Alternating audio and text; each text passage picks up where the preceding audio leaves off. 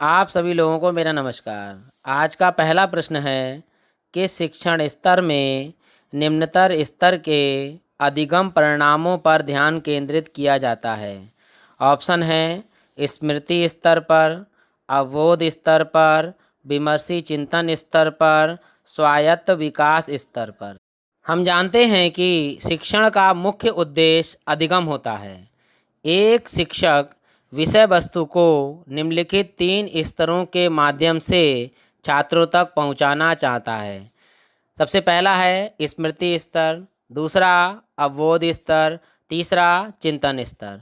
यानी इसमें निम्नतम स्तर जो है वो है आपका स्मृति स्तर। तो इसका राइट ऑप्शन होगा ऑप्शन ए, स्मृति स्तर पर। दूसरा प्रश्न है निम्नलिखित में से किस प्रकार के शोध में परिकल्पना परीक्षण मुख्य अवधारणा है।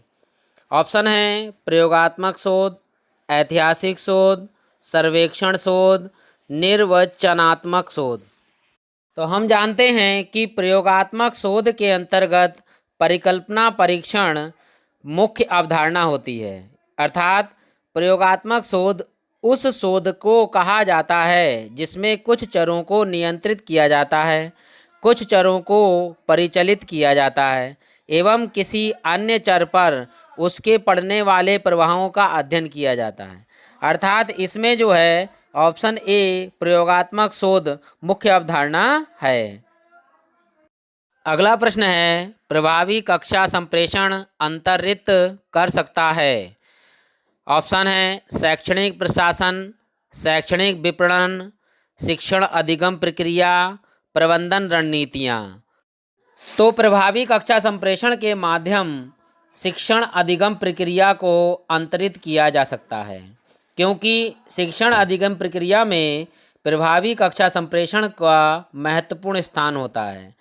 कक्षा संप्रेषण का प्रभावी होने के लिए आवश्यक है कि वह संक्षिप्त एवं अर्थपूर्ण हो, साथ ही छात्रों की प्रतिपुष्टि पूर्ण व अनुकूल तथा संदेश के अनुरूप होनी चाहिए। अतः इसका जो सी ऑप्शन है शिक्षण अधिगम प्रक्रिया वह करेक्ट आंसर है। चौथा प्रश्न है शिक्षा में सूचना और संप्रेषण प्रौद्योगिकी का उद्देश्य है। ऑप्शन है छात्र छात्राओं को आकर्षित करना, शिक्षण को रुचिकर बनाना, अधिगम परिणामों को इष्टतम बनाना, शिक्षण में प्रौद्योगिकी संस्कृति को बढ़ावा देना। तो ये चारों ही ऑप्शन सही हैं, परंतु इन चारों में हमें ये देखना है कि इसमें सबसे अधिक सटीक कौन सा है। तो छात्र छात्राओं को आकर्षित करना निम्नतम स्तर का है, इसलिए ये नहीं होगा। शिक्षण को रुचिकर बनाना ये भी निम्नतम स्तर का है, इसलिए ये भी नहीं होगा।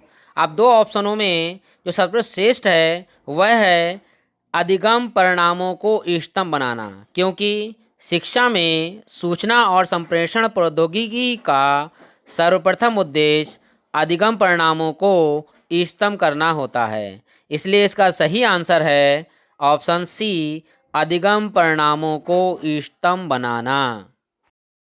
प्रश्न है राष्ट्रीय आपदा प्रबंधन प्राधिकरण निम्नलिखित में से किस मंत्रालय की एक एजेंसी है। ऑप्शन है जल शक्ति, गृह कार्य, पृथ्वी विज्ञान, आवास और शहरी कार्य।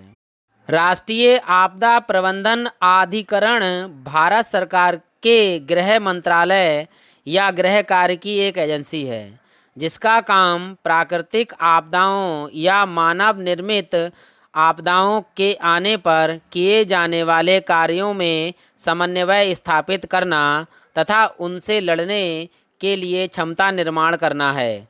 अर्थात इसका ऑप्शन बी गृह कार्य अर्थात गृह मंत्रालय करेक्ट आंसर है। छठा प्रश्न है मीथेन एक ग्रीन हाउस गैस निम्नलिखित में से किससे उत्सर्जित होता है।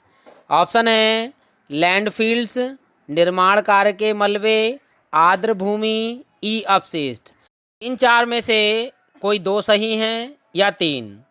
तो इसमें हम देखते हैं कि मीथेन एक ग्रीन हाउस गैस है जिसका उत्सर्जन लैंडफिल्स और आर्द्र भूमि तथा पशुपालन होता है।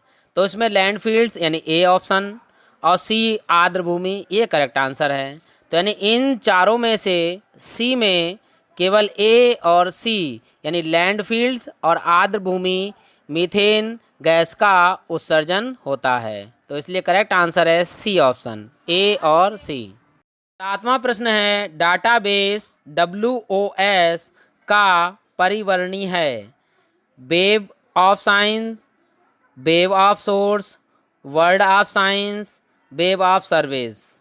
तो इन चारों में डाटाबेस WOS का परिवर्णी है वेब ऑफ साइंस, इसलिए करेक्ट आंसर है option A, web of science. 8वां प्रश्न है व्यापार और सेवा पर सामान्य समझौते GATS के अनुसार उच्च शिक्षा में एक सामग्री होने चाहिए।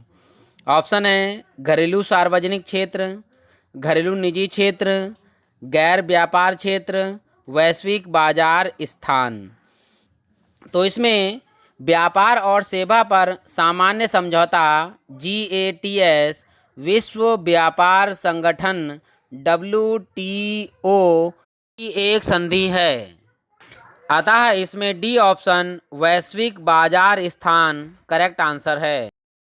9वां प्रश्न है आसपास यानी परिवेश की हवा में बेंजीन उत्सर्जन का सर्वाधिक प्रमुख स्रोत है। ऑप्शन है सीमेंट उद्योग, सिगरेट, कार निसर्जक, पेंट और वार्निश। तो हम जानते हैं आसपास की हवा में बेंजीन उत्सर्जन का सर्वाधिक प्रमुख कार निसर्जक है। बेंजीन एक हाइड्रोकार्बन रसायन है जो पेट्रोलियम अर्थात क्रूड ऑयल में प्राकृतिक रूप में पाया जाता है, इसलिए इसका सही आंसर जो है वो है ऑप्शन सी, कार निसर्जक। 10वां प्रश्न है निम्नलिखित में से कौन सा सिद्धांत प्रत्यक्षवाद से संबंधित नहीं है। ऑप्शन है परिघटनात्मकता, निगमनात्मकता, आगमनात्मकता, व्याख्यात्मकता। इन चारों में व्याख्यात्मकता प्रत्यक्षवाद के सिद्धांत से संबंधित नहीं है। प्रत्यक्षवाद दर्शन शास्त्र में एक शिक्षण और वैज्ञानिक पद्धति में एक दिशा है, जिनमें परिघटनात्मकता, निगमनात्मकता, आगमकता तीनों आते हैं, इसलिए इसमें सही आंसर जो है वो है ऑप्शन डी, व्याख्यात्मकता। आज का अंतिम और 11वां प्रश्न निम्नलिखित में से क्या निगमनात्मक अनुमान का भाग नहीं है।